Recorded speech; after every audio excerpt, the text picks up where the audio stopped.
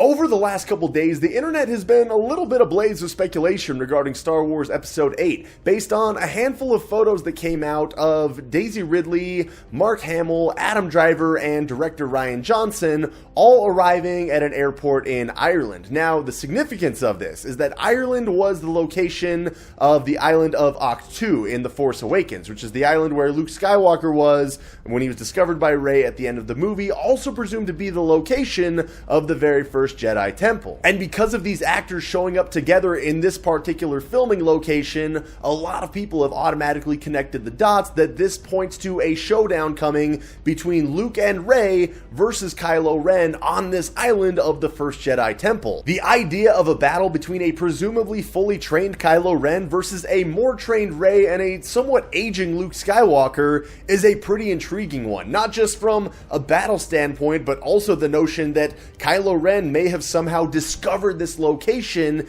and is there to thwart everything that Luke was trying to do in order to train Rey to once again attempt to restore the Jedi Order. But if you've watched many of my previous videos, you probably know by now that I don't like to take the obvious approach toward things, but rather try and think outside the box as to what the writers might actually have in store to surprise us as viewers. Just kind of spitballing ideas here, but what if, rather than being on that island to fight Luke and Rey, Kylo Ren is on Ahch-To because he has fled there with Luke and Rey? What if Supreme Leader Snoke turns out to be a whole lot more ruthless and evil than any of us can fathom right now, eventually getting to the point where Kylo thinks to himself, holy crap, if I stay with this guy any longer, he is going to destroy me. He takes an opportunity when he gets it to flee the clutches of Supreme Leader Snoke, probably with Luke and Rey, feeling the pull of the light and finally giving into that to be reunited with his uncle. Essentially, he stops fighting the pull of that light once he sees just how dark things could get for him if he continues down the path of the dark side. You could even draw somewhat of a parallel to the past with The Empire Strikes Back,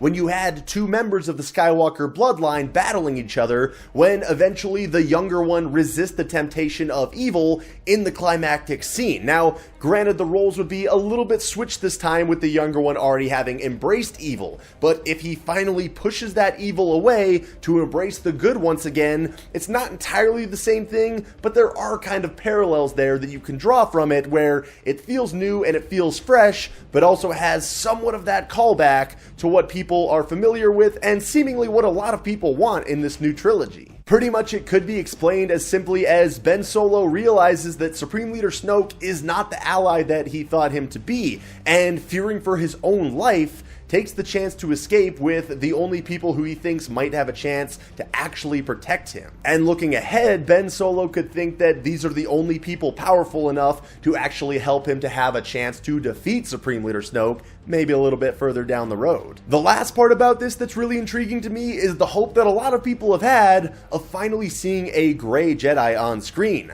Many people have speculated that that gray Jedi would eventually be Rey, but in this instance, we have Kylo Ren, who has received a little bit of Jedi training prior in his life, but also is now going to be very well versed in the dark side. And if he gives in to that pull of the light and comes back to good, he's about as perfect a gray Jedi example as you could possibly have. Anyway, that's all I've got for this little mini speculation as to why these particular characters were arriving together at this particular filming location. I think regardless of how it plays out, it's really intriguing to think about moving forward, although maybe not the most surprising to think that we were going to eventually build up to some kind of an encounter with Luke, Rey, and Kylo Ren. So really exciting nonetheless. But if you have any thoughts about this whole thing or ideas as to why you think they might be all in the same location together, please feel free to share them. If you like this video, please hit it with a like button. I always appreciate that. Subscribe if you haven't already. And as always, everybody, thanks so much for watching.